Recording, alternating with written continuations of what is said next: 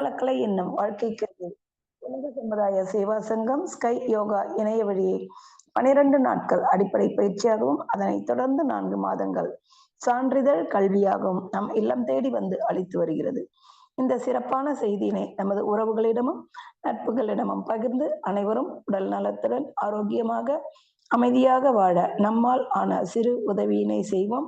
நம் அருட்தந்தை அவர்களின் கனவாம் உலக அமைதிக்கு நம்மால் என்ற சிறு தொண்டினை செய்து குருவின் கனவினை நனவாக்குவோம். மேலும் விவரங்களுக்கு kundaliniyoga.edu.in என்ற இணையதளத்திற்கு செல்லவும். வாழ்க வளமுடன். தவத்தினை தொடர்ந்து இப்பொழுது நாம் கேள்வி பதில் நிகழ்ச்சிக்குள் செல்வோம். நமக்கு பதிலளிப்பதற்காக நம்முடன் மதிப்பிற்கும் மரியாதைக்கும் உரிய பேராசிரியர் கோதை கோவிந்தராஜன் அம்மா அவர்கள் இணைந்துள்ளார்கள். அம்மா அவர்களை வணங்கி வரவேற்கின்றோம். வாழ்க வளமுடன் அம்மா. வாழ்க வளமுடன் அம்மா. நன்றிங்கம்மா. வாழ்க வளமுடன். வாழ்க வையகம், வாழ்க வையகம், வாழ்க வளமுடன். குரு வாழ்க, குருவே துணை. ஆசான் அருட்தந்தை வேதாத்ரி மகரிஷி அவர்கள் நம்மோடு சூக்குமமாக நிறைந்திருந்து நம்மை என்றென்றும் வழி நடத்துவாராக. இன்றைய மாலை அமர்விலே அருமையான துரிய தவத்தை நமக்கு வழிநடத்தி நிகழ்வை ஒருங்கிணைத்துக் கொண்டிருக்கக்கூடிய பேராசிரியர் அருள்நிதி வெள்ளி கோபால் அம்மா அவர்களும் அவரது அன்பு குடும்பமும் அருட்பேராற்றி கருணையினால் உடல் நலம், நீளாயும், நிறை செல்வம், உயர்ப்புகள், மெஞ்ஞானம் ஓங்கி வாழ்க வளமுடன், வாழ்க வளமுடன், வாழ்க வளமுடன் என வாழ்த்தி இன்றைய கேள்வி பதில் அமர்வை நம்ம துவங்கலாம். நன்றிங்கம்மா. வாழ்க வளமுடன். நன்றிங்கம்மா. நன்றிங்கம்மா. வாழ்க வளமுடன். பயிற்சிகள் மற்றும் தத்துவங்கள் அதை பற்றிய நம்முடைய சந்தேகங்களை ஒருவருக்கு ஒருவர் பகிர்ந்து நம்ம தெரிந்து கொள்ளலாம். கேள்வி இருக்கிறவங்க உங்களுக்கு ஹேண்ட் ரைஸ் பண்ணீங்கன்னா அன்மியூட் பண்றோம். வாழ்க வளமுடன்.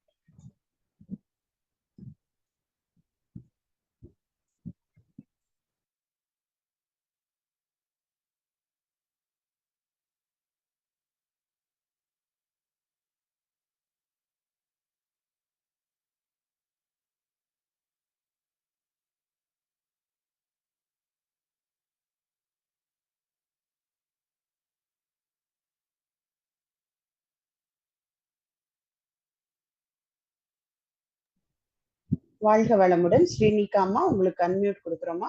அன்மியூட் பண்ணிட்டு கேட்கலாங்கம்மா. வாழ்க வளமுடன் அம்மா. வாழ்க வளமுடன். சொல்லுங்கம்மா. அம்மா, நம்ம இப்போ வந்து ரெகுலரா மெடிடேஷன் எல்லாம் பண்ணிட்டு இருக்கோம். திடீர்னு பிரேக் ஆகும்போது நமக்கு வந்து திரும்ப கண்டினியூ பண்றது வந்து கொஞ்சம் கஷ்டமா இருக்கு. இது வந்து ஒரு சின்ன டவுட் தாங்கம்மா.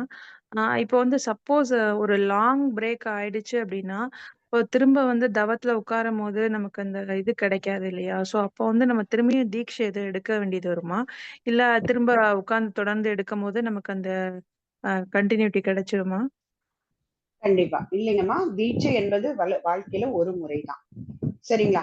இப்ப நம்ம வந்து ஒரு அந்த மனசுக்குள்ள ஒரு சங்கல்பம் போட்டுக்கோங்க, நான் முடிஞ்ச அளவுக்கு தினந்தோறும் செய்திருவோம் அப்படிங்கிறது ஃபர்ஸ்ட் ஒன்.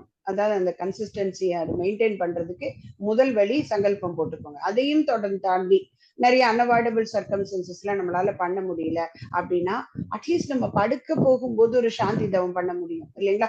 நம்மளால உட்கார்ந்து பண்ண முடியாத சூழல், அந்த மாதிரி ஒரு ஒர்க்கு, அந்த மாதிரி ஒரு விஷயம் அப்படின்னா கூட நைட்டு படுக்கிறதுக்கு முன்னாடி ஒரு 10 நிமிஷம் அப்படியே கண்களை மூடி படுத்து மூலாதாரத்துல மனசு வைத்துக் கொண்டே நம்ம தியானிக்கலாம். அப்ப இதெல்லாம் என்ன ஆகும்னா டச்லயே இருக்கிறதுக்கு பழக்கணும். ஒண்ணு. இப்ப நாம இப்ப பெண்களா இருக்கிறோம், அந்த மென்சுரேஷன் பீரியட் வருது. அப்போ அது ஒரு சிலருக்கு 3 நாள் 5 நாள் கூட இருக்கலாம். அப்ப அதை தாண்டி திரும்பியும் பிடிக்கிறதுக்கு கொஞ்சம் கஷ்டப்படும் இல்லைங்களா? அந்த அடுத்த நாள் அது கொஞ்சம் அப்படியே அந்த ஸ்லகிஷ்னஸ் வந்துடும். அது அப்பதான் நம்ம என்ன பண்ணோம்னா கொஞ்சம் உறுதியா இருக்கணும். முதல் நாளே எனக்கு இன்னைக்கு பீரியட்ஸ் டேட், ஸோ இது முடிஞ்ச உடனே நான் தொடர்ந்து பயிற்சிகளை செய்வேன் அப்படிங்கறது தினந்தோறும் சங்கல்பம் பண்ணி கொண்டு வரும்போது நம்ம அறியாம நம்மளோட உடல் வந்து அதுக்கு தயாராயிடும். ரெண்டாவது, நீங்க தீட்சையெல்லாம் திரும்பியும் எடுக்க தேவையில்லை. இப்ப நீங்க இன்கேஸ் மன்றம் பக்கத்துல இருந்தது, நீங்க கூட்டுத்தவத்துக்கு போனீங்க, கொஞ்சம் ரொம்ப நேரம் விட்டுட்டேன், எனக்கு கொஞ்சம் உணர்வு வந்து இன்னும் அந்த நிலைக்க முடியல அப்படின்னா நீங்க டச் வாங்கிக்கலாம். அங்க மன்றங்கள்ல டச் கொடுப்பாங்க. இப்ப ஏற்கனவே ஆர்கனை துரியம் எடுத்திருக்கீங்களா, அதுக்கு ஆர்கனைக்கு ஒரு தடவை டச் கூட்டுத்தவத்துல எல்லாரும் பண்ணும்போது நீங்க அங்க இருக்கக்கூடிய ஆசிரியர்கள்ட்ட சொல்லிட்டீங்கன்னா உங்களுக்கு ஒரு முறை டச் கொடுப்பாங்க. இல்ல நம்மளே வீட்டுலதான் நம்ம பண்ணிட்டு இருக்கிறோம் அப்படிங்கும் போது கூட நமக்கு இன்னும் நல்ல உணர்வு வர்றதுக்கு சும்மா நம்மளோட ஆள்காட்டி விரல் இருக்குது இல்லைங்களா, இண்டெக்ஸ் ஃபிங்கர், அது வந்து ஆமா. உங்களோட உள்ளங்கையில உள்ள வலது ஆள்காட்டி விரல இடது உள்ளங்கையில நடுவுல சின்னதா அந்த நுனி பகுதியை மட்டும் ஒரு 2-3 சுழற்சினீங்கன்னா அந்த இடத்துல ஒரு நல்ல ஒரு சாஃப்ட்னஸ் தெரியும் நமக்கு இல்லைங்களா. நம்ம மெதுவா சந்தனம் குலைக்கிற மாதிரி பண்ணிட்டு அந்த ஆள்காட்டி விரல புருவ மத்தியில வச்சுட்டு எடுத்துருங்க. உங்க கை தொட்ட இடம் உங்களுக்கு தெரியும். ஓகேமா. அந்த அந்த பிடிக்கிறதுக்கு ஒரு பிடிப்புக்காக இப்ப நம்ம சாந்தி தபம் கொஞ்சம் எனக்கு நல்லா கிடைக்கலங்கிறவங்க என்ன சொல்லுவோம், அஸ்வினி முத்திரை 5 முறை போட்டுக்கோங்க சொல்லுவோம் இல்லைங்களா. அஸ்வினி முத்திரை நல்லா இறுக்கி போட்டீங்கன்னா அப்ப நீங்க அந்த போடும்போது ஒரு இடம் அப்படி பிடிக்கும், அதுதான் மூலாதாரம். சோ இந்த மாதிரி நம்ம தொட்டுட்டு நீங்க திரும்பி செய்ய வாங்கலாம், திரும்பி எல்லாம் தீட்சை வாங்க வேண்டாம். ஓகேங்கம்மா. சரி, சரிங்கம்மா. வாழ்க. அம்மா இன்னொரு டவுட் இருக்கு. சொல்லுங்கம்மா. அதாவதுமா ஒவ்வொரு சக்கரமுக்கு ஒவ்வொரு சவுண்ட் இருக்கு அப்படின்னு சொல்றாங்க இல்லையா, ஹம் லம் அந்த மாதிரி. அப்போ நம்ம வந்து மூலாதாரம் பண்ணும்போது நமக்கு வந்து ரொம்ப டைவர்ஷன்ஸ் இருக்கு அப்படின்னா நம்ம அப்போ அந்த சாண்டிங் பண்ணிட்டே நம்ம பண்ணலாமா? ஆக்சுவலிமா நீங்க சொல்லக்கூடியது நம்ம ஜெனரலா வந்து அந்த அஷ்டாங்க யோகத்துல பிரத்யாகாரா தாரணான்னு சொல்லுவாங்க சரிங்களா. அந்த டைப் ஆஃப் மெடிடேஷன்ல வெளியில இருக்கிற மனசை திருப்புறதுக்கு இந்த மாதிரி ஒரு உருவத்து மேலேயோ ஒரு சப்தத்து மேலேயோ மனசை வைக்கிறது இல்லையா. அதுல நீங்க சொன்ன மாதிரி இந்த சாண்டிங் இதெல்லாம் இருக்கும், அது ஓகே. பட் நமக்கு மகரிஷி கொடுத்திருக்கக்கூடியது 3வதான தியானம் அப்படிங்கிறது தான் இல்லைங்களா. அந்த அஷ்டாங்க யோகம் கேள்விப்பட்டிருப்பீங்க, பரஞ்சோதி அவர் சரி, அதாவது அவர் தான் வந்து மூலம், நம்மளோட யோகத்துக்கே மூல தந்தை அப்படின்னு சொல்லுவாங்க. அவங்களோட அஷ்டாங்க யோகத்துல யமம் நியமம் ஆசனம் பிராணாயாமம் இதெல்லாம் நமக்கு வந்து இருக்கை நிலைகள், இந்த டூஸ் அண்ட் டோன்ட்ஸ். அப்புறம் பிராணாயாமம்ங்கிறது மூச்சு சரி பண்றது, இருக்கை நிலைங்கிறது ஆசனம். அதுக்கப்புறம் மனதுக்கான பயிற்சியில என்ன எப்படி வராங்க, பிரத்யாகாரா தாரணா தியானா சமாதின்னு சொல்றாங்க. இப்ப பிரத்யாகாராங்கிறது வெளியில இருக்கிறது ஒரு ஒரு உள்பக்கம் திருப்புறது, ஒரு பொருள் மேலேயோ ஒரு இது மேலேயோ இல்ல நீங்க சொன்ன மாதிரி சாண்டிங் மூலமோ ஒரு உருவம் மேலேயோ. அடுத்து இந்த மகரிஷி நமக்கு கொடுத்திருக்கிறது தியானம்னு சொல்லக்கூடியது, நம்ம உயிர் மேல மனசு வைக்கிறது. சோ இப்ப இந்த உயிர் மேல மனசு வைக்க பழகும் போது நீங்க ஒரு சாண்டிங்க்கு போனீங்கன்னா அதுக்கு மனசு போகும், அதுல போகும். அது கூட புருவ மத்தியிலே வச்சுக்கிறதுக்கு பழகிறதுக்கு தான் நமக்கு ஒரு ட்ரைனிங் கொடுப்பாங்க. நீங்க பாத்தீங்கன்னா ஆக்கினியில தவம் தீட்சை கொடுக்கும் போது உங்களுக்கு ஒரு தாள ஓசை கொடுத்தாங்களா மன்றங்கள்ல? ஆமாங்க, கொடுக்கும்போது கொடுத்தாங்க இல்லைங்களா, ஒரு தாள ஓசை முதல்ல டச் கொடுத்து கொண்டு வந்து வச்சுட்டு புருவமத்தியில வச்சு நீங்க தவம் பண்ணும்போது ஒரு சத்தம் கொடுப்பாங்க. கொடுக்கும்போது என்ன சொல்லுவாங்க அப்படின்னா, இன்று முதல் நீங்கள் எந்த சத்தத்தை கேட்கும் போதும் உங்கள் மனம் ஆக்கினையில் இருக்கட்டும். அடுத்தது அதே மாதிரி சுவை கல்கண்டு கொடுப்பாங்க, சர்க்கரை கல்கண்டு. அப்ப என்ன சொல்லுவாங்க, இன்று முதல் எந்த அனுபவம் பெறும் போதும் உங்கள் மனம் ஆக்கினையில் இருக்கட்டும். சோ நம்ம அப்படியே பின் டிராப்பா வந்து சைலண்ட் ப்ரூஃப் சவுண்ட் ப்ரூஃபான இடத்துல பண்ண முடியாது தியானம். நீங்க சொன்ன மாதிரி வெளியில சத்தம் கேட்கும், அதெல்லாம் கேட்டாலும் அந்த சத்தத்தையும் புருவமத்தி நினைவோடு வாங்கிக்கிறதுக்கு அங்கேயே பழக்கம் கொடுத்துடுறாங்க. சோ நீங்க இப்ப ஒரு சப்தத்தை வலுக்கட்டாயமா வெளியில இருந்து வாங்கினீங்கன்னா அதுல மனசு போயிடும். ஆனா நல்லா பழகிட்டீங்கன்னா அந்த சத்தத்தை கூட புருவமத்திலேயே வாங்க முடியும். அதுக்கு பழகிறது தான் கொடுத்திருக்காங்க. அதனால நீங்க வலுக்கட்டாயமா ஒரு சத்தத்தை ஏற்படுத்தி ஏன் நம்ம மனசை டைவர்ட் பண்ணணும். ஓகே அம்மா, இப்ப நீங்க சொல்றதுனால எனக்கு ஒரு டவுட், சாந்தி தவத்துல நம்ம வந்து ஆக்கினையிலயா கவனம் வைக்கணும்? இல்லம்மா, சாந்தி ஆக்கினைங்கிறது புருவமத்தில செய்யக்கூடியது முதல் தீட்சை. கரெக்ட். இல்ல மூலாதாரத்துல தான கவனம், மூலாதாரத்துல தான் மனசு வைக்கணும். சாந்தினாலே மூலாதாரம் தான். ஓகே ஓகேம்மா. மூலாதாரத்துல ஆசனவாய்க்கு ஒரு அங்குலம் மேல இருக்கக்கூடிய மூலாதாரம், அதை தொட்டு உங்களுக்கு கொடுப்பாங்க. எண்ட் ஆஃப் த ஸ்பைனல் கார்ட்ல தொட்டு தானே உங்களுக்கு ஃபர்ஸ்ட் கொடுத்தாங்க. அதை திருப்பி இறக்கி கொண்டு வைக்கிறது தான் சாந்தி. பிரேக் சிஸ்டம் இன் குண்டலினி யோகா. அது வந்து நம்மளோட உடல் தவ ஆற்றல உடல் ஆற்றலா மாற்றி கொடுக்கும். நீங்க இப்போ ஒரு வாரம் பூரா மேல்படி தவமே செஞ்சுட்டு இருக்கும் போது அளவுக்கு அதிகமான உடம்பு தாங்காது. சோ அதுக்காக மகரிஷி கொடுத்திருக்க பிரேக் சிஸ்டம். ஓகேங்கம்மா, நன்றிங்கம்மா. வாழ்க வளமுடன்ம்மா. வாழ்க வளமுடன்.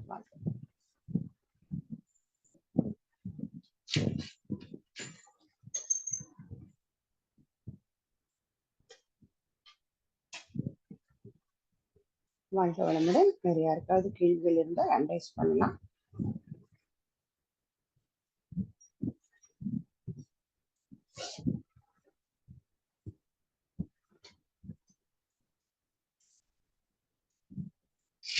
ரேணுகாமா உங்களுக்கு அன்மியூட் கொடுக்குறோம். சாரி ரேணுகாமா, ஒரே ஒரு நிமிஷம் அன்மியூட் கொடுத்துட்டேம்மா. வாழ்க வளமுடன்மா. வாழ்க ஒரு வளமுடன், சொல்லுங்கம்மா. தவம் பண்றப்ப சில சமயம் வந்து எண்ண ஓட்டம் அதிகமா இருக்கு. சில சமயம் கம்மியா இருக்கு. சில சமயம் வந்து தூங்குன மாரி இருக்கு. அ அ என்ன நடந்தது ஒரு 30 மினிட்ஸ் அப்படியே எதுவுமே தெரியல. ஒரு 2 மினிட்ஸ் ஆன மாரி தான் இருக்கு.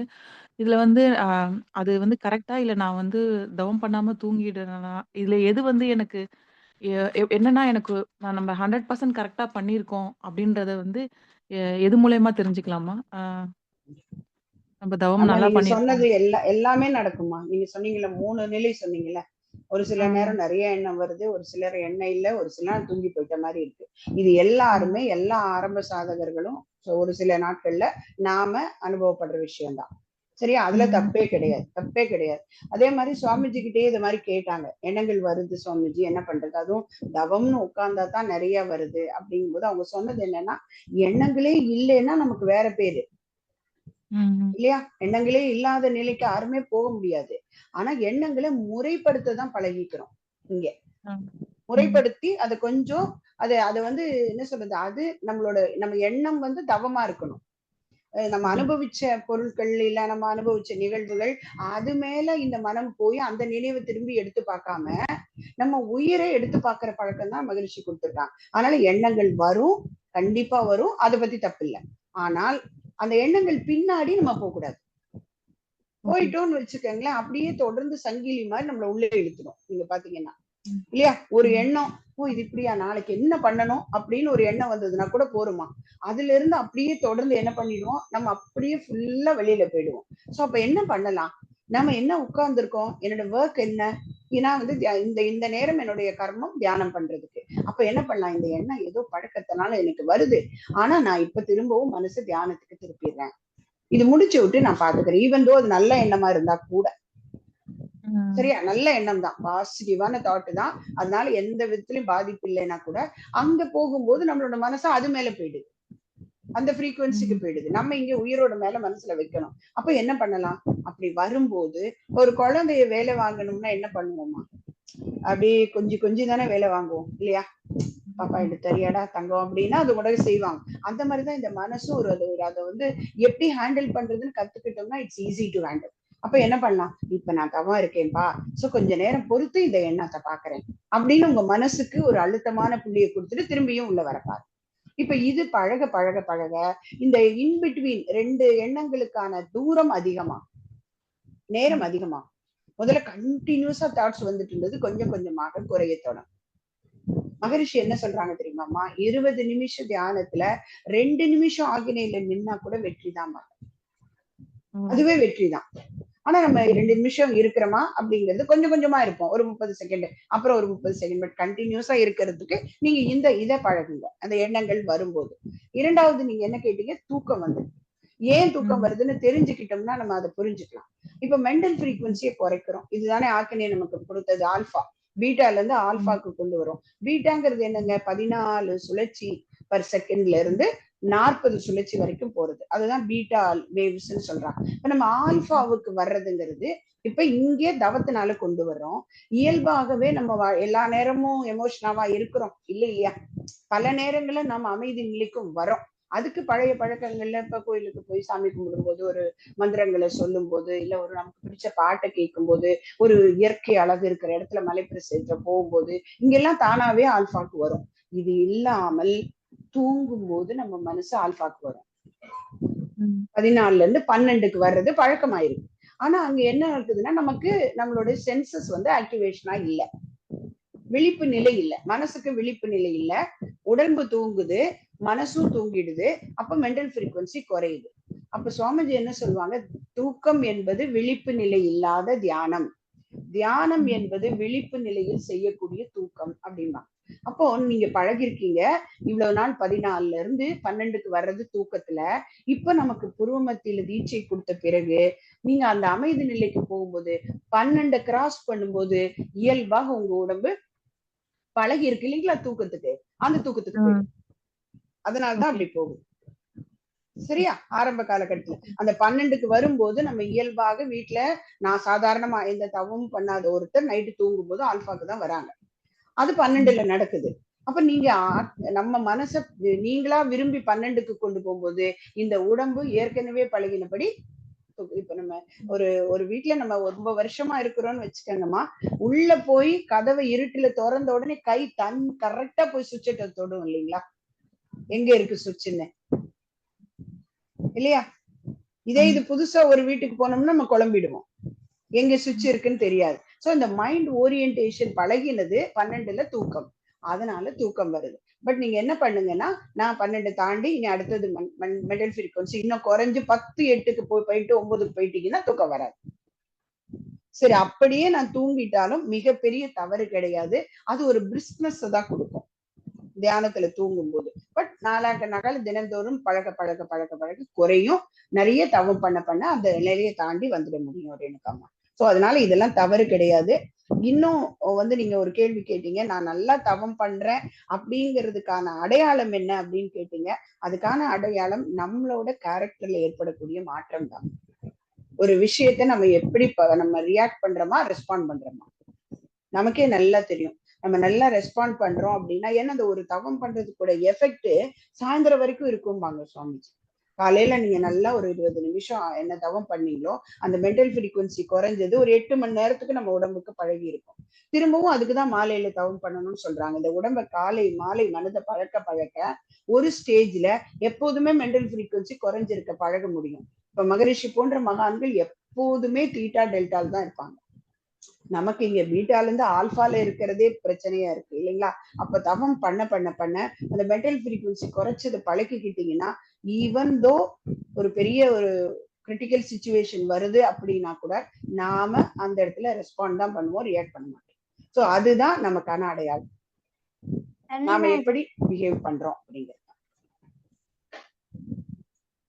வாழ்க வளமுடன் ரேணுகாம்மா. வாழ்க வளமும்மா. ரொம்ப நன்றிங்கம்மா. ரொம்ப தெளிவா சொன்னீங்க. ரொம்ப தேங்க்ஸ். நன்றி நன்றி. வாழ்க வளமுடன்.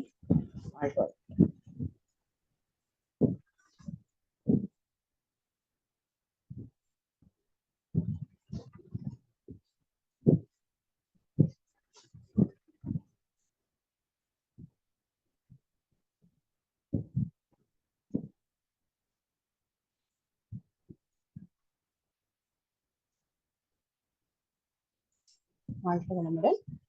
வேற யாருக்கும் கேள்விகள் இருக்கிற வரைக்கும் ஒரு சின்ன மகரிஷியுடைய ஒரு அருமையான ஒரு விஷயத்த சும்மா இன்னைக்கு ஒரு நம்ம மனதுக்குள்ள ஆழமா கொஞ்சம் பதிவு பண்ணிக்கலாம்.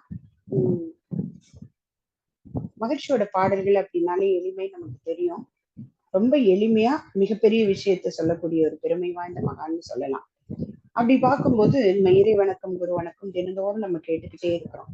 அதுல குரு வணக்க பாடல்ல ஒரு பாடல் இருக்கும், குருவத்திடை உந்தன் பூவிரலால் தொட்டு எந்தன் உயிர் உணர்த்தி அப்படிங்கிற தொடங்கக்கூடிய ஒரு வரிகள். அதுல நம்ம பயிற்சியில என்னெல்லாம் கத்துக்கிறோமோ அது அத்தனையும் மகிழ்ச்சி அதுல குறிப்பிட்டு இருப்பாங்க. நம்ம உடற்பயிற்சி, காயகல்பம், ஆக்கினை, சாந்தி, துரியம், துரியாதீதம், அகத்தாய்வு அத்தனையும் அதுல ஒருமையா ஒரு ரொம்ப அழகாக ஒரு வரிகள் கொடுத்திருப்பாங்க. ஒழுக்கத்தால் மன்னிக்கவும் அம்மா, நீங்க ஹேண்ட்ரைஸ் பண்ணிருக்கீங்க. லட்சுமி மூர்த்தி அம்மா நீங்க கேட்கலாங்கம்மா. அம்மா அன்மியூட் கொடுத்துருக்கோம்மா. வணக்கங்கம்மா. வாழ்க வளமுடன்மா. வாழ்க வளமுடன். சொல்லுங்கம்மா. எனக்கு ஒரு டவுட் என்னன்னா, 9 மையம் தவம் பண்றோம் இல்லைங்கம்மா, அது அந்த நேம்லாம் தெரியுது, பட் கரெக்டா எந்த இடத்துல மனசு வைக்கணும்ன்றது வந்து தெரிய மாட்டுதுமா. அதை நான் கொஞ்சம் சொல்றீங்களா? கண்டிப்பா கண்டிப்பாங்கம்மா. அது சுவாமிஜியோட வாய்ஸ்லயே வந்து யூடியூப்ல எல்லாம் கூட இருக்குது. அதுல மகரிஷி சொல்லுவாங்க, புத்தகத்திலயும் இருக்கு. அதையே நான் சொல்றேன். அதாவது மூலாதாரம் உங்களுக்கு தெரியும், ஆசன வாய்க்கு ஒரு அங்குலம் மேலே உள்முகமாக. இது எல்லாமே நீங்க உள்ள 9 மையம் போது உள்முகமாக மனசை வச்சு பண்ணணும். நான் எல்லாருக்குமான ஒரு சின்ன ஒரு டிஸ்க்ளைமரா சொல்றேன். இப்ப 9 மைய தவம் பயிற்சி பெறாதவர்கள் 3ஆம் நிலை அகத்தாய்வு எடுக்காதவங்க இந்த தவம் நம்ம செய்யக்கூடாது. குருவினுடைய வழிகாட்டுதலின்படி தீட்சை பெற்ற பிறகு செய்ய வேண்டியது. அம்மா கேட்கறதுனால அந்த விளக்கத்தை சொல்றோம். பட் அந்த நான் இடத்தை நினைவு பண்ணிட்டு முடிச்சுட்டேங்கம்மா. அது இல்லம்மா, மற்றவங்களுக்கு சொல்றேன். ஏன்னா உங்களுக்கு சரிங்க. ஆன்சர் சொல்லும் போது நான் அந்த இடங்கள்லாம் சொல்லுவேன் இல்லைங்களா? அப்ப மற்றவங்க ட்ரை பண்ண வேண்டாம் அப்படிங்கிறதுக்காக அந்த ஒரு விஷயத்த சொன்னேன். இப்ப மூலாதாரம் உங்களுக்கு தெரியும், ஆசன வாய்க்கு ஒரு அங்குலம் மேலே. அடுத்தது சுவாதிஷ்டானம். மகரிஷி அழகா சொல்லுவாங்க, தொப்புள்ல இருந்து 4 அங்குலம் கீழே உள்முகமாக. ஓகே. நம்மளோட தொப்புள் பகுதியில இருந்து 4 அங்குலம் கீழே உள்முகமாக. மூலாதாரமும் சுவாதிஷ்டானமும் ரொம்ப ரொம்ப கிட்டக்கதான் இருக்கும். ஏன்னா அது எல்லாமே கிளான்ஸ், உங்களுக்கு தெரியும் இல்லைங்களா? நீங்க நம்மளோட அனாட்டமி எடுத்து அங்குலம்ன்றது வந்து எப்படிமா மெஷர்மெண்ட்? அங்குலம்னா அங்குலம் அப்படிங்கறத ஈஸியா பண்ணுகிறதுக்கு இப்ப உங்களோட 4 விரல்கள் இருக்கு இல்லைங்களா? 4 விரல்களையும் சேர்த்து வைங்க. நமக்கு இந்த 14 பாயிண்ட் அக்குப்ரெஷர்ல அம்மா சொல்லி கொடுப்பாங்க பாத்தீங்களா? ஆமாங்க. 4 விரலை சேர்த்து வச்சுட்டு அதுல அந்த இடத்துல ஆள்காட்டி விரல், சுண்டு விரல் இருக்கிற இடத்துல ஆள்காட்டி விரல் வச்சுக்கோங்க. கரெக்டா 1 இன்ச் அப்படிமா. சோ அந்த மாதிரி நீங்க வச்சு பாருங்க. தொப்புள்ள இருந்து 4 அங்குலம் கீழே உள்முகமாக. அது வெளியில இருக்கிற இடம் நம்ம தெரிஞ்சுக்கிறோம், அதுக்கு நேரம் உள்ள நம்ம கற்பனை பண்ணிக்கிறோம். அதாவது நம்ம உடலுக்கு நடுவுல ஒரு பைப் மாதிரி இருக்குன்னு கற்பனை பண்ணிக்கோங்களேன். நம்ம உடம்புக்கு நடுவுல ஒரு கிளாஸ் பைப்பு. அந்த பைப்புல ஒவ்வொரு இடத்துலயும் ஒவ்வொரு சக்கராஸ் இருக்கு, ஒரு எனர்ஜி சென்டர். சோ மூலாதாரம் அங்க இருக்கு. அடுத்தது சுவாதிஷ்டானம். மணிப்பூரகம் நேர தொப்புளுக்கு நேரா பின்னாடி, நடுப்புறமாக உடல்ல. சரிங்களா? முன்னாடியும் இல்ல பின்னாடியும் இல்ல, நடுவுல. அடுத்தது அநாகதம் அப்படின்னு சொல்லக்கூடியது. சுவாமிஜி சொல்லும் போது எப்படி சொல்லுவாங்க, தொண்டை குழியிலிருந்து 4 அங்குலம் கீழே. அதே மாதிரி தொண்டை குழியிலிருந்து இன்னொன்னு கரெக்டா 2 மார்புகளுக்கு நடுவே. அதுதான் அநாகதம் அப்படின்னு சொல்லக்கூடிய தைம சுரப்பி. கரெக்டா தொண்டையில இந்த மிடற்று பகுதின்னு சொல்லுவோம் இல்லைங்களா? அந்த அடம்ஸ் அப்படிம்பாங்கல்ல, இந்த இடத்துல ஒரு எலும்பு தெரியுது இல்லைங்களா நம்ம தொண்டையில, அதுக்கு மேல் பகுதி தண்ணி குடிக்கும் போது உள்ள இறங்குமே, அந்த மிடற்று பகுதிம்பாங்க. அந்த இடம் தான் உங்களுக்கு விஷம். அங்கே நேர உள்பக்கமாக தைராய்டு அண்ட் பாராதைராய்டு இருக்கு. அடுத்தது புருவ மத்தியில ஆக்கினை, அடுத்தது உச்சியில துரியம். சரிங்களா? இது எல்லாமே உள்முகமாக மனதை வைத்து பண்ண பண்ண பண்ண பண்ண நல்லா நம்மால ஆழ்ந்து செய்ய முடியும். நன்றிங்கம்மா.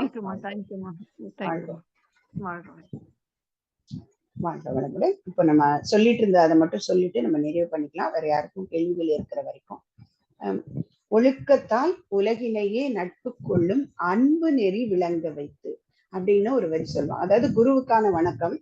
இப்ப குரு என்னெல்லாம் கொடுத்தீங்க, நீங்க எவ்வளவும் கொடுத்தீங்களே குருவே அப்படின்னு அவருக்கு நன்றி சொல்றோம், அவரை வணங்குறோம் இல்லைங்களா? அதுதான் அந்த பாடலினுடைய சாரம். அப்ப அதுல அந்த ஒரு வரி அழகா சொல்லியிருப்பாங்க, ஒழுக்கத்தால் உலகினையே நட்பு கொள்ளும் அன்பு நெறி விளங்க வைத்து அப்படின்னு சொல்லுவோம். இப்ப முதல்ல அந்த ஒழுக்கம் அப்படிங்கிறதுக்கான டெஃபினிஷன் யாரு கொடுத்தான்னா மகரிஷி தான். நமக்கு தெரியும் இல்லைங்களா? ஏன்னா நம்ம வாழ்க்கையில நம்ம அன்றாட நம்மளோட ஒரு சமுதாய வாழ்க்கையில எப்படின்னு பாத்தீங்கன்னா, இடத்துக்கு இடம் அந்த ஒழுக்கத்துக்கான டெஃபினிஷன் மாறும், விளக்கம் பொருள் மாறும் இல்லையா? ஒரு ஸ்கூல்ல இருக்கிறவங்கள ஒழுங்கீனம் ஒழுக்கம்ங்கிறதுக்கு ஒரு வரைமுறை. அடுத்தது ஒரு காலகட்டத்துல படிக்கிறாங்க, அப்புறம் காலேஜுக்கு போறாங்க, குடும்ப வாழ்க்கை, இப்படி ஒவ்வொரு இடத்துக்கு ஏத்த மாதிரி அதற்கான அந்த வரைமுறைக்கான ஒரு இடம் மாறுபடுகிறது. ஆனா மகரிஷி கொடுத்திருக்கக்கூடிய இந்த டெஃபினிஷன் எந்த இடத்திலும் பொருந்தமானது. ஒரு பிறந்த குழந்தையிலிருந்து இறக்கக்கூடிய வரைக்கும் அந்த வாழ்க்கையில எல்லா இடத்திலும் ஒழுக்கம் அப்படின்னா இதுதான். என்ன வார்த்தை சொல்றாங்க, என்ன அருமையான ஒரு சாமியம், ஒரு ஃபார்முலா கொடுக்குறாங்க மகரிஷி. ஒழுக்கம் அப்படின்னா தனக்கோ பிறருக்கோ தற்காலத்திலோ பிற்காலத்திலோ உடலுக்கோ உணர்வுக்கோ ஊறு விளைவிக்காத செயல் ஒழுக்கம். இதுதான் இத்தனை டெஃபினிஷன் அதுக்கு. அப்ப இந்த ஒழுக்கம் அப்படிங்கிற ஒரு ஃபார்முலாவை நம்ம பழக தொடங்கிட்டோம்னா அடுத்த வரி நமக்கு ஈஸி ஆயிடும். ஒழுக்கத்தால் உலகினையே நட்பு கொள்ளும் அன்பு நெறி விளங்க வைத்து. நம்ம இப்ப கூட ஏன் ஒரு சில இடத்துல இந்த ஃபார்முலாவை ஃபாலோ பண்ண முடியல? நம்ம மகரிஷி சொல்லக்கூடிய ஒழுக்கத்தால், வாழ்க வளமுடன், யாருன்னு இருக்கீங்க, அன்மியூட் பண்றேங்க.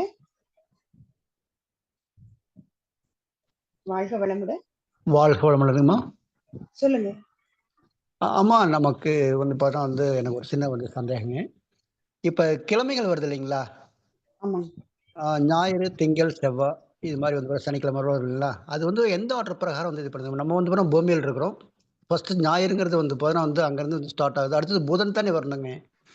அந்த மாதிரி அது ஒரு சின்ன சந்தேகம் மேம், அதுக்கு தான் கூப்பிடுறோம். வாழ்க வளமுடன் ஐயா, வாழ்க வளமுடன். மிகப்பெரிய கேள்வி. அதாவது பூமியினுடைய மையம், அதாவது நம்ம இருக்கக்கூடிய கேலக்சியோட மையம் வந்து சூரியன் இல்லைங்களா? நம்மளோட கேலக்சியோட மையம் அந்த சூரியன் மைய புள்ளியில இருக்கக்கூடிய சூரியனுடைய காந்த களத்துல இயங்கி கொண்டிருப்பதுதான் இந்த எல்லா கோள்களும், நம்ம இருக்கக்கூடிய எல்லா கோள்களும். சோ அந்த அடிப்படையில் அந்த ஒவ்வொரு நாள்லயும் எந்த கோளினுடைய தாக்கம் அதிகமாக இருக்கு அப்படிங்கறத வச்சு தினங்கள் அமைக்கப்பட்டு இருக்கு அப்படிங்கறது நான் இங்க படிச்ச ஞாபகம் ஐயா. அந்த அந்த அந்தந்த நாள்ல நீங்க பாத்தீங்கன்னா, அப்ப திங்கட்கிழமை அப்படின்னா அன்னைக்கு வந்து சந்திரனுடைய தாக்கம் நிறைய இருக்கும், ஆதிக்கம் இருக்கும். அந்த வரிசையை பொறுத்து அமைக்கப்படல. நீங்க சொல்றது நம்ம இப்ப பஞ்சபூத நவகிரக தவத்துல பண்ணக்கூடியது பாத்தீங்கன்னா அந்த வரிசை. சூரியன்னா அடுத்தது புதன், நீங்க சொன்னது கரெக்ட், புதன், அதுக்கப்புறம் சுக்கிரன், அப்புறம் பூமி வரும், பூமிக்கு பக்கத்துல சந்திரன் இருக்கு. ஆனா இந்த கேலண்டர் அமைக்கப்பட்ட இந்த நம்ம நாட்கிழமைகள் அமைக்கப்பட்டதனுடைய பேக்ரவுண்ட் என்னவா இருக்கலாம் அப்படின்னா அந்த தாக்கம், பூமியின் மேல் அந்த கோள்களினுடைய தாக்கம். எல்லா நாளும் சூரியனுடைய ஆற்றல் இருக்கதான் செய்யுது, எல்லா நாளும் இருக்கு. அப்ப அததான் கணிச்சு நீங்க பாத்தீங்கன்னா நம்மளோட டெய்லி கேலண்டர்ஸ்ல எல்லாம் ஓரைகள் அப்படின்னு போட்டிருப்பாங்க. நீங்க பாத்தீங்கன்னா எனக்கு அதை பத்தி ரொம்ப டீட்டெயில் தெரியாதுங்கயா, இருந்தாலும் எனக்கு தெரிஞ்ச ஒரு விஷயத்த பகிர்ந்துக்கிறேன். அந்த நாட்கள்ல கூட ஒரு சில நேரங்கள்ல அந்த திங்கட்கிழமை பாத்தீங்கன்னா ஒரு 3 டைம் கொடுத்திருப்பாங்க. அது வந்து சந்திர ஓரை இருக்கும் அன்னைக்கு. சரிங்களா? சோ அந்த அடிப்படையில தான் திங்கள், செவ்வாய், புதன், வியாழன், வெள்ளி, சனி. ஏன்னா நம்ம முன்னோர்கள் வந்து கொடுத்த எல்லாத்துக்கு பின்னாடியும் ரீசன் இருக்குங்கய்யா. இப்போ நம்ம இந்த 14 நாளுக்கு ஒருக்க அமாவாசை பௌர்ணமி வருது இல்லைங்களா? அது நமக்கு தெரியும், சூரியன், சந்திரன், பூமி ஒரு நேர்கோட்டுல வருது.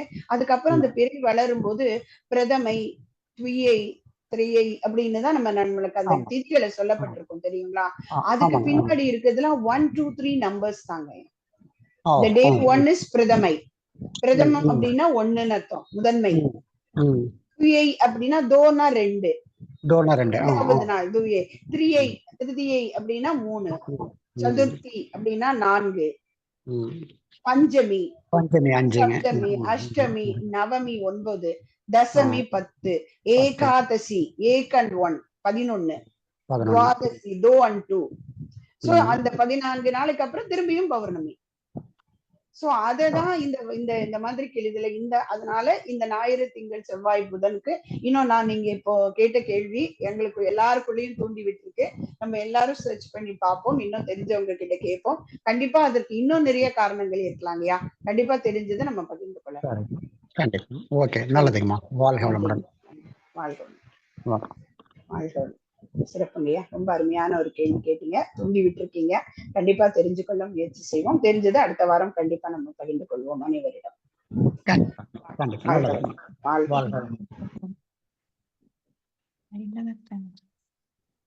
இப்போ அந்த பாடல் மட்டும் சொல்லி நிறைவு பண்றேன், ஏன்னா அறக்குறையா நம்ம விடக்கூடாது அப்படிங்கிறதுக்காக. ஒழுக்கத்தால் உலகினையே நட்பு கொள்ளும் அன்பு நெறி விளங்க வைத்து அப்படிங்கிற அந்த வார்த்தையை ஏன் போடுறாங்க அப்படின்னா, நம்ம பல நேரங்கள்ல இந்த ஒழுக்கத்துக்கான சாமியத்தை எல்லா நேரங்கள்லயும் பின்பற்ற முடியாததுக்கு காரணம் அந்த அன்பு இல்ல, பாசம் தான் இருக்கு இல்லைங்களா? ரெண்டுக்கும் வித்தியாசம் தெரியும். எல்லை கட்டப்பட்டது பாசம், எல்லை கட்டப்படாதது அன்பு அப்படிங்கிறாங்க. அன்புங்கிறது என்னன்னா யூனிவர்சலா இருக்கும், எல்லா உயிர்கள் மேலையும் எல்லா மனிதர்கள் மேலையும் எந்த விதமான வித்தியாசம் இல்லாம, எனக்கு வேண்டியவங்க வேண்டாதவங்க இல்லாம எல்லாரையும் நேசிக்கிற குணம் தான் அந்த இறையினுடைய பண்பு இல்லைங்களா? அப்ப அந்த பண்பு இருந்தா ஒழுக்கத்தையும் அன்பையும் எப்படி கனெக்ட் பண்றாங்க பாருங்களேன். ஒழுக்கத்தால் உலகினையே நட்பு கொள்ளும் அன்பு நெறி விளங்க வைத்து, அதை முதல்ல சொல்லி கொடுத்துடுறாங்க. எல்லா உயிர்களும் ஒண்ணுதான் அப்படிங்கறத சொல்லி கொடுத்துட்டு எந்த பொருளை பார்க்கும் போதும் நமக்கும் அதற்குமான தொடர்பை மட்டும் வச்சு பார்க்கும் போதுதான் இந்த ஒழுக்கம்ங்கிற சாமியத்துல இருந்து கொஞ்சம் நம்ம விலகி வர்றோம்.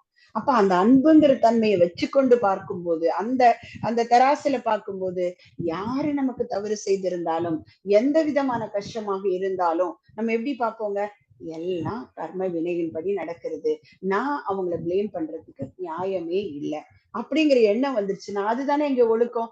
எனக்கும் கஷ்டமான வார்த்தை பேச மாட்டோம், மற்றவங்களுக்கும் கஷ்டமான செயலை செய்ய மாட்டோம். அப்ப தனக்கோ பிறருக்கோ தற்காலத்திலோ பிற்காலத்திலோ உடலுக்கோ உணர்வுக்கோ எந்த ஊரும் விளைவிக்காத செயலை மனம் எடுக்கணும்னா முதல்ல இந்த எல்லாரும் ஒன்றுதாங்கிற எண்ணம் வந்துடுச்சுன்னா அங்கே அந்த கண்டிஷன்ஸ் அப்ளைங்கிற ஸ்டார் மார்க்கை நம்ம எடுத்துடுவோம். எடுத்துட்டா எங்கே என்ன செயல் செய்தாலும் இந்த ஒழுக்கம்ங்கிற சாமியத்துக்கு கீழே தான் வரும்.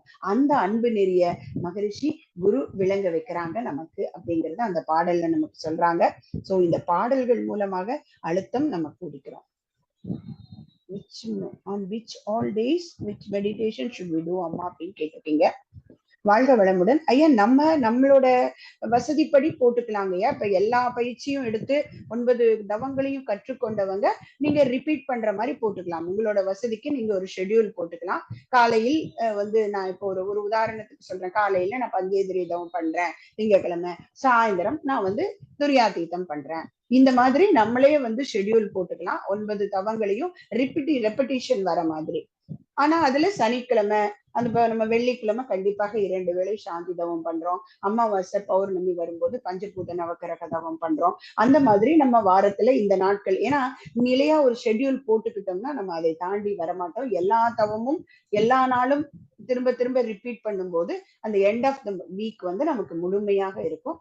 இந்த நாட்கள்ல இந்த தவம் தான் அப்படிங்கிற மாதிரி நமக்கு மகரிஷி அப்படி சொல்லல. நம்ம எல்லா தவங்களும் எல்லா நாட்கள்லயும் பண்ணலாம் நமக்கு ஏத்த மாதிரி. குறிப்பா இந்த பஞ்சபூத நவகிரக தவம், குரு பெயர்ச்சி வருது, சூரிய கிரகணம், சந்திர கிரகணம், இல்ல நம்மளோட பிறந்த நட்சத்திர நாள், நம்ம வீட்டுல யாரோ ஒருத்தருக்கு அந்த ஸ்டார் டேட் வருதுன்னா அவங்க கோள்கள் அன்னைக்கு அதே மாதிரி இருக்கும். அப்ப நம்ம பஞ்சபூத நவகிரக தவம் பண்ணலாம். இல்ல எனக்கு நல்ல நேரம் இருக்கு, 2 வேளை இந்த தவங்கள் போக நடுவுல ஒரு நாள் பஞ்சபூத நவகிரக தவம் பண்றேன், ரொம்ப ரொம்ப சிறப்பு, தாராளமா பண்ணலாம். அந்த மாதிரி நிறைய தவங்கள் பண்ணும்போது இரவு படுக்கிறதுக்கு முன்னாடி கொஞ்சம் சாந்தி தவம் பண்ணிட்டு நம்ம மனசுக்கு அந்த உடல் ஆற்றலா மாற்றிட்டு படுக்கும்போது உடம்புக்கும் எந்த ப்ராப்ளமும் இருக்காது. நன்றிங்கய்யா. நன்றிங்கம்மா. வாழ்க வளமுடன். அனைவருக்கும் நன்றி. லில்லியம்மா நம்ம நிறைவு பண்ணிக்கலாம். லில்லியம்மா வாழ்க வளம். வாழ்க வளமுடன்மா. வாழ்க வளமுடன். மிக சிறப்புங்கம்மா. ஒரே ஒரு கொஸ்டின் மட்டும் கேட்டிருக்காங்க, அதை மட்டும் சொல்லிடலாங்களா? சாந்தி தவம் ஒன்லி ஃப்ரைடே அம்மா அப்படின்னு கேட்டிருக்காங்க. ஆக்சுவலி வாரத்துல ஒரு நாள், அதாவது அந்த மித்த அறுக்கக்கூடிய 6 நாட்களும் மேல்படி தவம் செய்யும் போது நமக்கு கிடைக்கக்கூடிய ஆற்றல் நம்ம உடலுக்கு உபாதையை ஏற்படுத்தாமல் இருப்பதற்கு. தவவேகம் உடல் வலுவை மீறும் போது தனித்திட வழி உண்டு. ஒரு காலத்துல அது இல்லாததுனால பலர் கஷ்டப்பட்டாங்க. இப்போ அப்படி இல்லை. சோ அப்ப அந்த தவ ஆற்றலை உடல் ஆற்றலாக மாற்றக்கூடியது டெபாசிட் மெடிடேஷன் கொடுத்திருக்காங்க. ஏன் வெள்ளிக்கிழமை அப்படின்னு சொல்லும் போது ஒரு முக்கிய விஷயம் என்னன்னா, எந்த விதமான எந்த மதத்தை பின்பற்றவங்களுக்கும் அந்த வெள்ளிக்கிழமைங்கிறது ஒரு டிவைன் டே, ஒரு டிவைன் டே இல்லைங்களா? நம்ம அது எந்த மதத்தை பின்பற்றி வளர்க்கக்கூடியவங்களும் அந்த வெள்ளிக்கிழமை அப்படிங்கிறத ரொம்ப ஒரு புனிதமான நாளாக நம்ம எல்லாருமே பண்பற்றதுனால ஞாபகத்துக்கு சுலபமாக இருக்கும் அப்படிங்கிறது ஒன்று. அதனால வெள்ளிக்கிழமைய மகரிஷி நமக்கு கொடுத்திருக்காங்க. ரெண்டாவது ஒரு சூட்சுமமாக யோசிச்சு பார்க்கும்போது என்னன்னா, இப்ப ஐயா ஒருத்தர் கேட்டாங்க இல்லைங்க, ஏன் நாட்களோட பெயர்கள் வந்தது அப்படிங்கும்போது ஒவ்வொரு நாளும் அந்த கோளினுடைய ஆதிக்கம் அதிகமாக இருக்கும். கோள்களுக்கும் நம்மளோட உடல்ல இருக்கக்கூடிய உறுப்புகளுக்கும் தொடர்பு இருக்கு, நமக்கு தெரியும். அதுல பாத்தீங்கன்னா வெள்ளிக்கிழமை என்பது சுக்கிரன் என்று சொல்லக்கூடிய கோளினுடைய ஆதிக்கம் உடைய நாள். அன்னைக்கு சுக்கிரனுடைய ஆற்றல் நம்ம உடம்புல எதோட தொடர்பு உடையதுன்னா செக்ஷுவல் வைட்டல் ஃப்ளூயிட்னு சொல்லக்கூடிய ஜீவ வித்து குழம்போடு தொடர்புடையது. அது எங்க இருக்குங்க? மூலாதாரத்துலதான் அது டெபாசிட் ஆயிருக்கு, அந்த செக்ஷுவல் கிளாண்ட்ல. அதுதான் மனிதனோட அனைத்துக்குமான மூல காரணம். அதனாலதான் நம்ம இதுல கூட சொல்லுவாங்களே, ஒருத்தருக்கு எல்லா விதத்துலயும் வெற்றி வந்ததுன்னா சுக்கிர தசை அப்படின்னு சொல்லுவாங்க. அதுக்கு என்ன அர்த்தம்? அந்த வைட்டல் ஃப்ளூயிட் ஆக்டிவா இருந்தா அவங்களுடைய எண்ணம், சொல், செயல், அவங்களோட மூளையினுடைய திறன்பாடு எல்லாமே நல்லா இருக்கும், ஆக்டிவா இருக்கும். அப்ப அவங்க செய்யறதெல்லாம் நன்மையாக இருக்கும். அப்ப அதனால அன்னைக்கு நம்ம மூலாதாரத்துல தவம் பண்றோம். அங்க ஏற்கனவே சுக்கிரனுடைய ஆற்றலும் நம்மளோட அந்த செக்ஷுவல் வைட்டல் ஃப்ளூயிட்ல நல்லா கொடுக்கும் போது இன்னும் மேலும் நமக்கு நல்லது கிடைக்கிறதுக்காக அந்த வெள்ளிக்கிழமையை நாம உபயோகப்படுத்திக்கிறோம் நம்மளோட சாந்தி தவத்துக்கு. வாழ்க வளமுடன். அம்மா வாழ்க வளமுடன். இன்னொரு கேள்வி இருக்குங்கம்மா. உடல் ஆற்றலை எப்படி உடல் ஆற்றலாக மாத்தி கேட்டிருக்காங்க. தவ ஆற்றலை உடல் ஆற்றுவதாக மாற்றுவது எப்படி, அந்த கேள்வி எப்படி அம்மா அப்படின்னு கேட்டிருக்காங்க. இப்ப நம்ம ஒவ்வொரு நாளும் பண்றோம் தான். நீங்க தவ முடிவுல என்ன சொல்லுவாங்க ஆக்கினையில? நாம் பெற்ற தவ ஆற்றலை உடல் முழுவதும் பரவ விட்டு கொள்கிறோம். ஏன்னா நம்ம புருவ மத்தியில தவம் பண்ணி அங்கே ஒரு நல்ல ஒரு மேக்னெட்டிக் டென்சிட்டியை உண்டாக்கியிருக்கோம். ஒரு காந்த திணிவு ஏற்பட்டிருக்கும். அதை உடல் எப்படி நம்ம ஓஜஸ் மூச்சுல என்ன பண்றோங்க இல்லையா, மேல கொண்டு போயிட்டு திரும்பியும் உடல் முழுவதும் பரவ விட்டுக்கிறோம். அதே மாதிரி ஒவ்வொரு தவம் முழுவதும் பரவ விடுறோம். ஆனால் பரவ விடுறதுனுடைய மூலப்பொருள் எங்க இருக்குங்க? மூலாதாரத்துலதான் இருக்கு. அந்த இடத்திலே மனம் வச்சு தவம் பண்ணும்போது இன்னும் அதிகமாக இதுவரைக்கும் பெற்ற அனைத்து ஆற்றலும் அங்கே நமக்கு ஆற்றலாக மாற்றி கொடுக்கப்படும். ஏன்னா அது வந்து எர்த்து, பூமிக்கான மையம் இல்லைங்களா? நம்ம பூமிக்கான மையம் வந்து நம்முடைய மூலாதாரம். ரெண்டாவது, அந்த பூமிக்கான மையத்துல மனம் வச்சு தியானம் பண்ணும்போது நம்மளோட மென்டல் ஃப்ரீக்குவன்சி குறையிறது, தவாற்றல் உடல் ஆற்றலாக மாற்றப்படுவது. ரெண்டாவது, டிட்டாச் அட்டாச்மெண்டோட இருப்போம். டிட்டாச்மெண்ட் வந்துடும். நம்ம வெறும் மேல்படி தவங்கள் மட்டும் பண்ணிட்டு இருக்கும்போது இந்த உலக வாழ்க்கையே வேணாம், நான் எப்போதும் இதுலயே இருந்துறேங்கிற மாதிரி எண்ணம் வரும். ஆனா அது நமக்கு இருக்கக்கூடாது. நம்ம குடும்பத்துல இருக்கிறோம், எல்லாரோடையும் இணக்கமாக இருந்து குடும்ப வாழ்க்கையில தான் வெற்றி கிடைக்கணும். அதற்கு திரும்பியும் மகரிஷி அட்டாச் பண்ணி கொடுக்குறாங்க மூலாதாரத்துல. சோ அந்த தவம் பண்ணும்போது அது ஒரு டெபாசிட் மெடிடேஷன் மாதிரி, எப்படி குளுக்கோஸ் சாப்பிடுறோமோ அந்த மாதிரி. இப்ப நம்ம அஸ்வினி முதிரை பண்ணும்போது சொல்லியிருப்போம், ரொம்ப டயர்டா இருந்தீங்க ஒரு 10 அஸ்வினி முதிரை போட்டுக்கோங்க, உங்களுக்கு எனர்ஜெட்டிக்கா இருக்கும்னு சொல்லுவோம். ஏன்னா அந்த இடம் தான் நம்ம ஆதாரம், நமக்கான ஆதாரம், மூல ஆதாரம் அந்த இடத்துல இருக்கு. அப்ப அந்த இடத்திலே நம்ம தவம் பண்ணும்போது தவ ஆற்றல் உடல் முழுவதும் செல்களுக்கு அத்தனைக்கு கொண்டு சேர்க்கப்படும். அப்ப தவ ஆற்றலை ஆரோக்கியமான ஆற்றலாக உடலுக்கு மாற்றிக்கொள்கிறோம். வாழ்க வளம். வாழ்க வளமுடன். இல்லையமா நம்ம நிறைவு பண்ணிக்கலாம். வளமுடன்மா. நல்லதுங்கம்மா. வாழ்க வளமுடன். மிக அருமையான கேள்வி பதிலும் ரொம்ப அருமையா எல்லாருக்கும் சிம்பிள் கொடுக்குறீங்க. அதே மாதிரி அந்த பாடலுக்கான விளக்கமும் ரொம்ப அருமையா இருந்தது. மிக்க நன்றிகளம்மா. வாழ்க வளமுடன். இன்று நமக்கு கேள்வி பதில் நிகழ்ச்சி நடத்தி கொடுத்த பேராசிரியர் கோதை கோவிந்தராஜன் அம்மா அவர்களை வாழ்த்துவோம். மதிப்பிற்கும் மரியாதைக்கும் உரிய பேராசிரியர் கோதை கோவிந்தராஜன் அம்மா அவர்களும் அவர்கள் தம் அன்பு குடும்பமும் அருட்பேராற்றல் கருணையினால் உடல் நலம், நீளாயுள், நிறை செல்வம், உயர் புகழ், மெஞ்ஞானம் ஓங்கி வாழ்க வளமுடன், வாழ்க வளமுடன், வாழ்க வளமுடன். வாழ்க வளமுடன். ஸ்கை ஆன்லைன் மெடிடேஷன் தினசரி நிகழ்வுகள் பற்றிய அறிவிப்புகள். காலை 5 மணிக்கு மகரிஷி அவர்களின் பாடல்கள், 6 மணிக்கு வீடியோ அண்ட் ஆடியோ, தொடர்ந்து 5:30க்கு தவம், அதனைத் தொடர்ந்து 6 மணிக்கு வீடியோ அண்ட் ஆடியோவில் உடற்பயிற்சி வகுப்பு நடைபெறும். அதனை பார்த்து கொண்டே நாம் செய்யலாம்.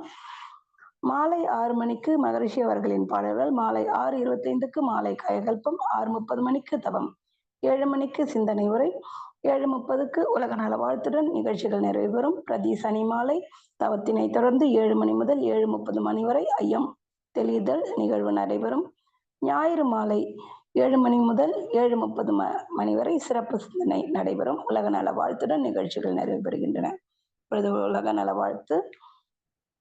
உலகமெல்லாம் பருவமழை ஒத்தபடி பெய்யட்டும், உழவரெல்லாம் தானியத்தை உவப்புடனே பெருக்கட்டும், பல தொழில்கள் புரிகின்ற பாட்டாளி உயரட்டும், பத்துணர்வில் தொகுத்துணர்வு பண்பாட்டை உயர்த்தட்டும், கலகங்கள் பேச்சு பகை கடந்தாட்சி நடக்கட்டும், கல்லாமை கடன் வறுமை கலங்கங்கள் மறையட்டும், நலவாழ்வை அளிக்கும் மெய்ஞான ஒளி வீசட்டும், நம் கடமை அறவாழ்வின் நாட்டத்தே சிறக்கட்டும், நம் கடமை அறவாழ்வின் நாட்டத்தே சிறக்கட்டும், நம் கடமை அறவாழ்வின் நாட்டத்தே சிறக்கட்டும். வாழ்க வையகம், வாழ்க வையகம், வாழ்க வளமுடன். மனமகிழ்வோடு இன்றைய நிகழ்ச்சியை நிறைவு செய்து கொள்வோம். அனைத்து அன்பர்களுக்கும் நன்றி. வாழ்க வளமுடன், வாழ்க வளமுடன். வாழ்க வளமுடன். நன்றிங்கம்மா. அனைவருக்கும் நன்றி. சாட்ல போட்டிருக்கீங்க. அனைத்து அன்புள்ளங்களுக்கும் மனமார்ந்த நன்றிகள். வாழ்க வளமுடன்.